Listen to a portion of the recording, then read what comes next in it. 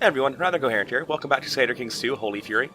Scandinavia is doing well, but unfortunately our retinues are not doing half so well as we are. We're down to about 20,000 total. To get a clearer picture of that, we can head over to the military tab, and we can see that we're at less than 50% of our max retinues. They've gotten pretty wasted by the wars we've been waging, and as a consequence of that, we're going to be slowing down a bit. This stack of retinues is going to be hopping on the boats, and we're going to head down and pillage around the coast of Europe, and eventually I'm thinking maybe stop off and conquer the Pope. Because, I mean, why should he own Rome instead of me? Let's be real.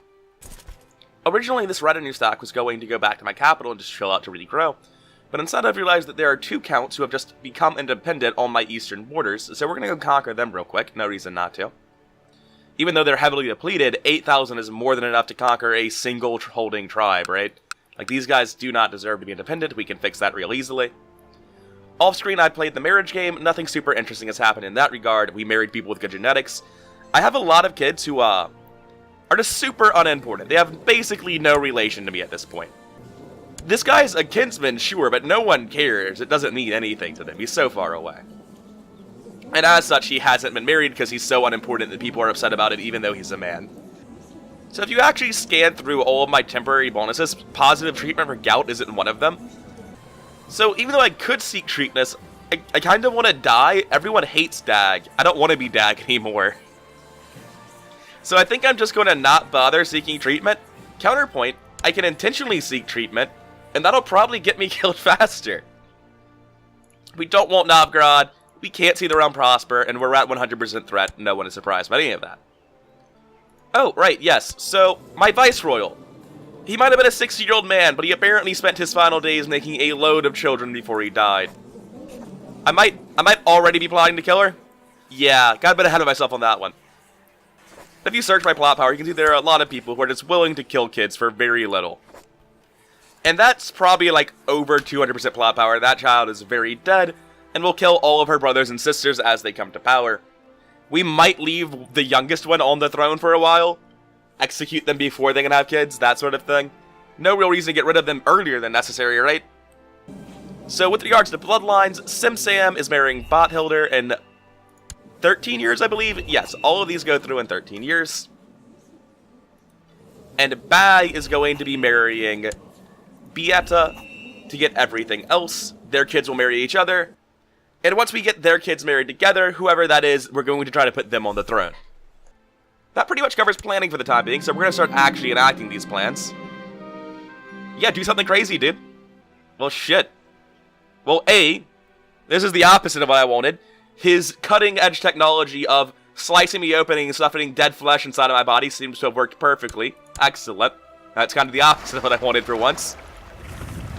Anyway, we're going to go pillage with this stack. And eventually we're going to be conquering these tiles, but it's going to take us a bit to get there, I think. Much longer than the boats, at least. My 12-year-old daughter has proposed that she get betrothed to a 59-year-old man that she is related to. This is her idea. I am confused on so many levels. She must be trying to marry for this king claim, but... Nah, I'm good. That seems wrong. That seems so wrong that I'm not going to let you do it. As always, we're just fanning out to each of the tiles. It's very silly and balanced.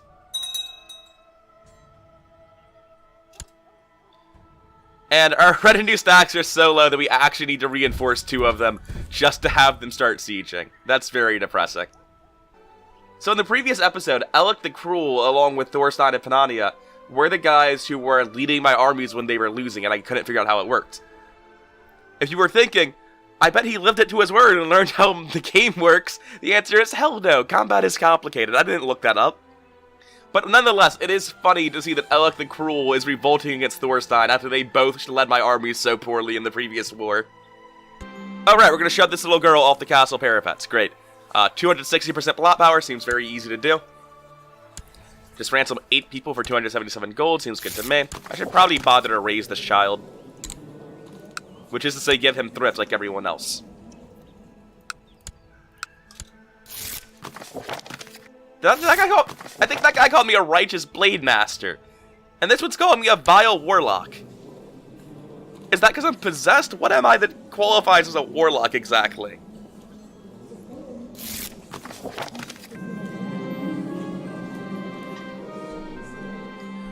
The gullible pirate is probably my favorite one I've gotten so far.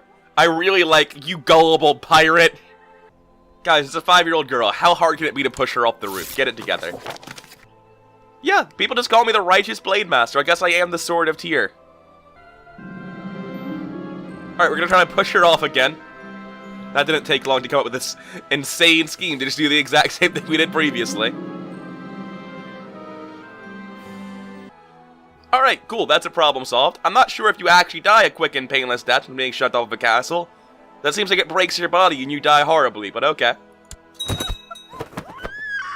Anyway, the problem isn't really solved yet. So we're gonna need to plot to kill this one too. And it looks like we still have plenty of plot power. It doesn't seem like I'm gonna need to pay anybody for this.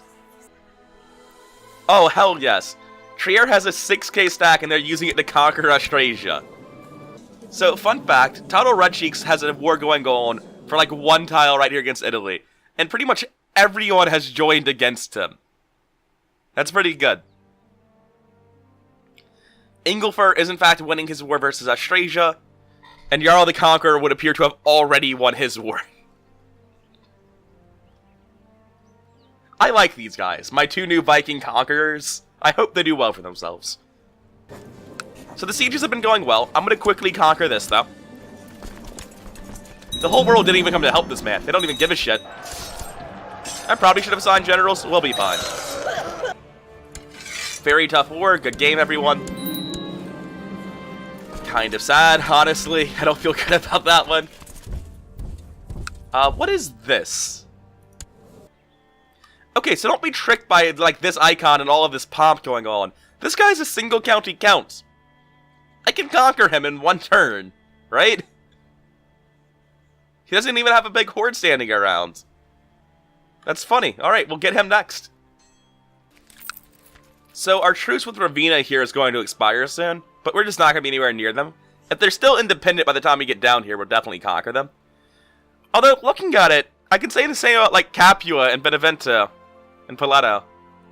I'm sure that's exactly how all of those were pronounced. I doubt I got any of that wrong. Apparently, I'm not even allowed to say no. That's interesting. Oh, I can accept the High Chief of Veps. Sure. At this point, is the King of Novgorod a king without a duke title? No, he's not. I was wondering if I could usurp Novgorod and cause all of these guys to become independent, because if I could, that would probably make it worth conquering them.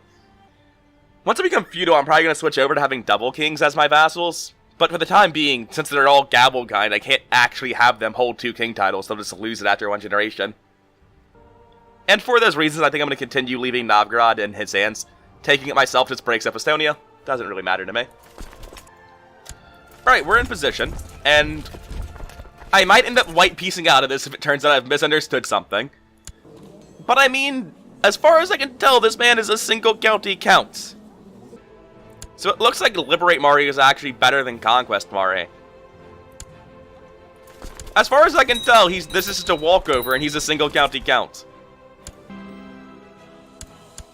So he did pull in, like, all of Karadaku, but at the same time, that shouldn't matter because we walk in and win the war instantly, right? This is just a good game rest of the world situation, yeah? Because then I hit Assault and that is not 100% war score. He has holdings, it's fine, it's fine. I can make this girl a lunatic, which seems funny considering she's not mine. Okay, for a second I was really scared. I thought I'd conquer the county, but he actually has a nomadic capital, a tribe, and a temple. We're fine. Yep, that's 100%. You might call yourself a Kagan, and you might have multiple titles, but at the same time, he's kind of a single county count. Don't lie to me. And also, now that I actually get over here, was Vatyaki here originally? Because I can definitely conquer that in one war, right? Yeah, we'll be conquering that too. Just a bunch of small claims today. I just noticed something. I have the Jarldom of Galloway. I've got Veps and Galloway. And Yatvingia. I shouldn't have any of these. Alright, so that's all of my land given away now. And we can head back to, I believe, pillaging, because these guys should be nowhere near the next target yet. Yeah, we need to go pillage. And so far we're up to 400 gold on the boat, which seems entirely reasonable to me. So this sea tile is worth 500 ducats total. That's pretty solid. Let's head to the next one, though, because I'm pretty sure France has way more money than that. And the game still thinks that I should try to get to see the realm prosper. That's a meeting that's never going to get old. I can ransom off 10 people for 220 gold. I may as well. And these are straight trash. I'm going to split my army in half. Send one stack to either county and declare holy war for this. There's a stack of 2,000 here from the army of Normandy, and we don't really want that to continue existing, so we're going to have everyone pounce on that real quick. To the limping lunatic dag, I like that one.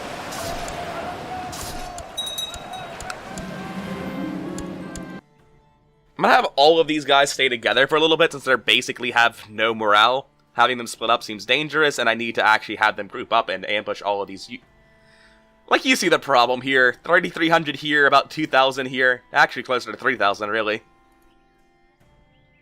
I just need to actually slap France down for a while before I can fan out. So instead, I'm going to watch this. And we can assault these, it's no problem.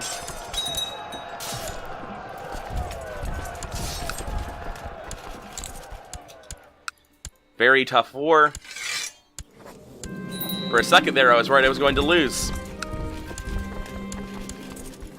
We're just giving it straight away to whoever controls Venetia. Sorry, Scandinavia Minor.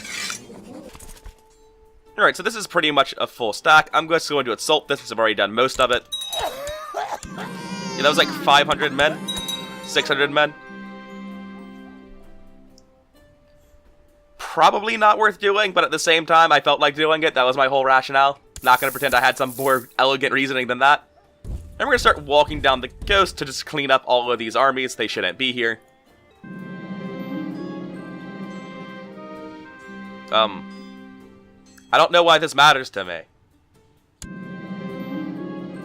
I don't know why I'm supposed to care about these things. Okay, yeah, they have 5,000 people. They all got together before I got here. I really probably should have, like, merged the army and assigned leaders. I'm sure it's fine. Actually, we have really good leaders in charge somehow. I guess it's because they were auto-assigned since my retinues. Auto-assigned forever ago. Not, like, for this battle, obviously. I actually don't know if I'm winning or if I'm losing at the last second, as they're prone to do. One of my flanks just completely gave out, as is always the case. And my middle also gave out, but the entire enemy army is running away, so we win. Captured a load of guys. And we're just going to spend a bit running this army down. We're going to merge our shit together and actually assign our best commanders to it. Ah, yes, my retinues are still dying even in my own land. Don't you just love undeveloped tribal holdings? Anyway, let's just declare war here real quick. Oh, hey, we called it Garlic. Great. Does he have claims? Of course not. So it should be time to chase them again then. And they're just going back to where they were.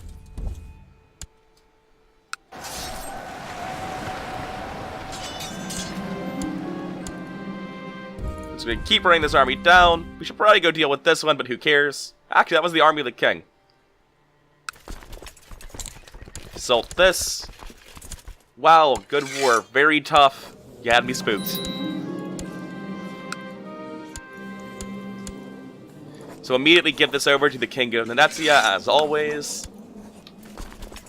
And at this point, we're done conquering for a while. Let's double check that's true. Yeah, these look like some pretty solid borders over here on the Eastern Front. So unfortunately, it turns out my retinues aren't going home. Makava here and Muram both have 2 counties for a war each. So we're going to route over to here and take them out, just because we can. Our truce with the Kingdom of Novgorod is expiring. It honestly might be about time to conquer this tile just so that my name gets bigger. Because, like, if you look at... Oh, it goes down to Pannonia now. My name's huge. Finally. Okay, so that just changed. Our name is massive. Because if you actually look, like, Italy down here in Maghreb is actually about the same font size as me and the Abbasids. I was kind of feeling pretty bad, because until just now, I was still notably smaller than Abbasid and Italy was. Maybe Khazaria gets to live then, or Novgorod, because I don't need to conquer this anymore. I think the real reason I'm not going to conquer Novgorod is just because their land's so far apart that getting 100% takes a while, and I only have 7,000 left. That number is probably going to be smaller once I finish these 3 wars, or these 2 wars for these 5 counties, rather.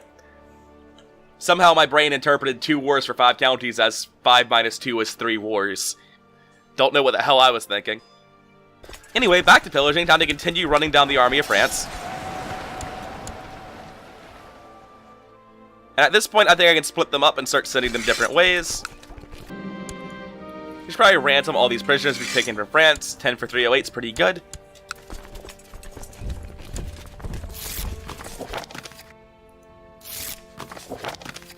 To the limping infidel. See, Great Filker is so much more respectful than the limping infidel. So I'm sort of expecting an army to show up at some point, and I'll need to reinforce with these remaining 2,500, which is why I'm not sending them out to help pillage. I know they can help pillage, things would go faster if I sent them. But I'm more worried about actually losing to a real battle. Yeah, he seems like a perfectly fine commander. That really just raises the question why I haven't already assigned commanders myself. Karl the Conqueror has become possessed and infirm in his old age. That's a bit rough. So right now, Galicia Volhynia has Gavelkind in 1 kingdom. It's possible they end up making a 2nd kingdom and just break themselves in half. That'd be really helpful for me, but I don't know if they'll do it. Okay, so with the exception of Nordriki, whose capital is currently building something, every single person in my empire will convert to feudalism with me, which I might be doing relatively soon. Speaking of things I might do relatively soon, I mentioned I was considering conquering Rome. And there's going to be a bit of a religious and political backlash to that, I feel. A solution that might make the Christians less upset about me holding Rome is converting to Catholicism. And there's a lot of points in favor of that, but I just want you to know that right now, seriously considering converting to Catholicism. They have more bloodlines, they have the dope crusades. There's just a lot of upside to being Christian right now. And there's not nearly as much upside to being the only Norse-German nation there is. Admittedly, I don't need anyone else's help. I'm doing quite fine on my own. But I could do better with help. If I do end up converting to Catholicism, though, I'll explain all the reasons when it finally happens. I just want you to be braced for the fact that I'm not actually attached to my religion at this point. So a Carding Princess has raised a host to take over Austrasia. Not super concerned, really. On the great big list of things that are not my problem, that's pretty high up. Oh no! My marshal's open, which can only mean one thing, right? Toto Redcheeks is dead. If you can't remember, he's the man who made the amazing medieval tank thing. His daughter leaves something to be desired compared to the man who came before her. These are underwhelming stats, to say the least. And the other daughter that inherited seems to have taken the majority of the land for herself. Not that her stats are really any better. Yeah, let's make the possessed infirm guy the marshal. That sounds great. I can't think of a single reason not to do that. Surprisingly, France doesn't really seem to be sending any armies. Wait, what? Is this the same one? Did I just find a different +2 axe, or is this the one that Africa stole and it somehow found its way back to me? Well, it was created in an unknown date, just like the last one, so I guess it makes it impossible to track them, right? Alright, whatever. I've got a +2 axe one way or the other. It looks like Trier is dominantly winning their war versus Austrasia, like it's not even close. We're 10 years off of all our bloodline marriages going through. Hey, we finally have a plan to kill the kid. Great. Oh, apparently I had a quest to go pillage the place I'm at. I did not even realize. Alright, we're finally here. Let's start declaring wars, I guess. I see no reason for you to be independent. There's kind of a lot of horse lords up here. I'm sure it'll be fine.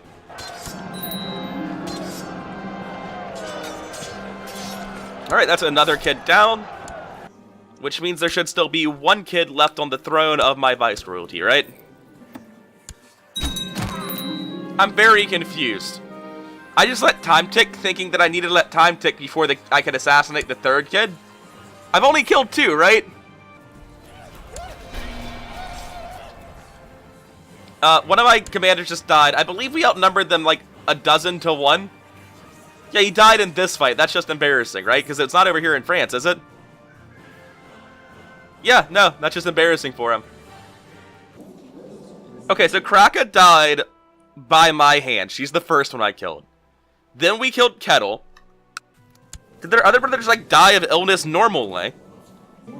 Someone else assassinated the third kid. Alright, that'd be it. I didn't realize this had happened. Someone else killed her. That happened forever ago. That's just funny. Alright, so here's a 54-year-old woman with 16 stewardship. I'm just giving her the land. You know, I keep making people into my viceroys and then not checking if they have kids. It might be the waking up at 4 AM to record thing. It's kind of a bad play, though. I shouldn't have done this. I hadn't looked for a while. Norway seems to have been ripped apart by my other vassals while I wasn't paying attention.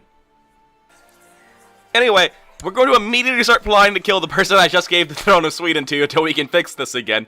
It's fine. This is good play, I promise. The viceroyal thing is really, really effective if you don't have to constantly assassinate your own viceroyals because you're a jackass. Just like if you pay the smallest amount of attention. Anyway, I have wars to win. I'm better at that.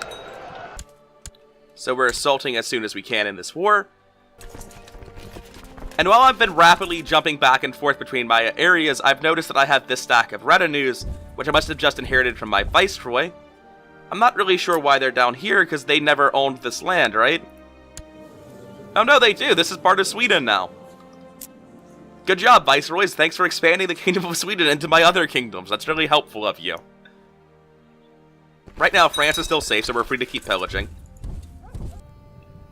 We're gonna go all the way down to the Grand Mayor of Venice, since he actually likes me to get a Chancellor. And I feel like I should be more scared of this than I am. Yeah, 17% attrition. That's what I'm talking about. Ingolfur just won his war. And great, we can't assault because there's just 900 guys here pretending they matter. I don't know what this is about. Now that that's over, we can assault this town. He won't accept at 96%, so I guess we're assaulting this. And probably far worse, we're going to take the attrition tick. And, this stack at 3,000 likely means that Maram gets to live. So I can't really deal with the 3,000 fight and attrition and assaulting down again. Not with only 8,000 men and the risk that more are showing up. So I'm gonna tell these guys to head home. They might briefly get into a fight. But it doesn't really matter. Because, the war's going to end and they'll get free immediately. Not that they would lose anyway, I think they're probably fine. Also, the Umayyad Sultanate just walking around in Sweden. This has slowly become a greatest hits of all the world's superpowers just walking around in my land, hasn't it? This stack is just terrified to do anything and hasn't, so we're fine.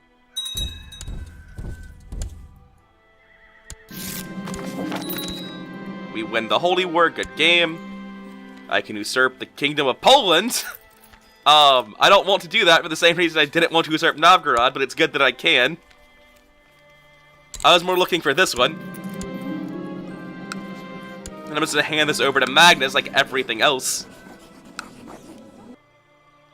Yeah, so we're just going to send this back home. We're actually going to split it up into smaller groups so that it doesn't take attrition. We've got twins. They're trash.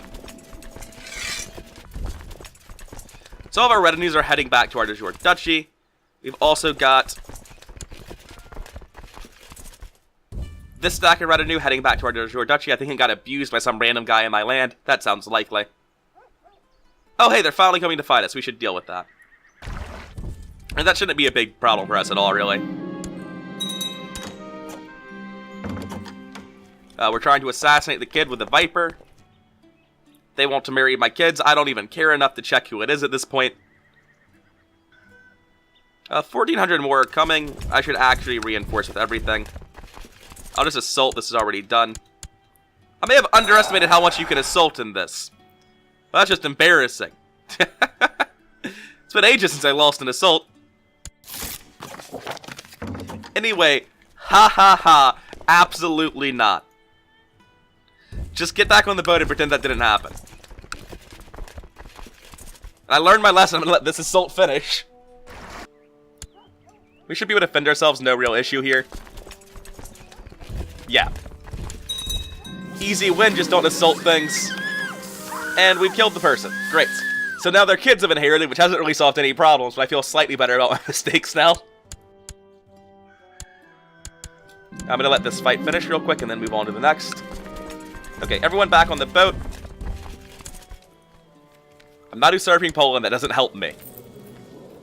Yeah, sure, let's see the realm prosper. I'm sure that's actually going to happen. Why would that be untrue? For some reason, I've agreed to betroth this girl. She's 32, so go for it, I guess. I mean, I'll just decline it on this page to be funny.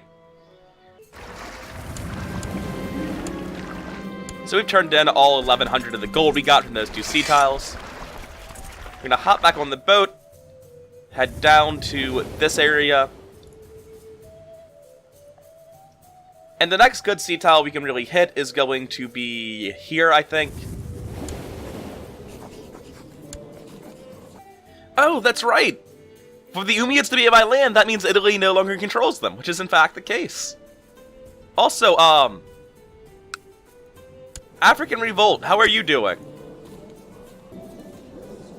They are, would you believe, doing poorly against one of the biggest empires on the map. Alright, I think I'm gonna call it here, but fun facts before I go. Unsurprisingly, we have the biggest army in the world. I have almost 3 times the army of the Arabian Empire. But if we go over to realm size, I'm the biggest in realm size now too. I'm at 558 compared to the second biggest 371, and we haven't even converted to feudal yet, so we still have all these tribal holdings, making our number artificially much lower. In terms of score, we're getting absolutely shit on, and hilariously the Pope is winning in that respect. And piety, prestige, and gold all seem like worthless indicators to me, because those fluctuate with time. That said, I'm dominating 2 of them and in second place on the 3rd. Embarrassingly, the Pope is only in 3rd place for piety. But that's it for today. Our name is pretty massive on the map now, that's good news. We've made some decent progress, conquered a pretty decent handful of territories in the east. We've also made 1,000 gold pillaging France. And we shouldn't be that far off from actually seeing our bloodlines come to play, right? 11 years until they get married.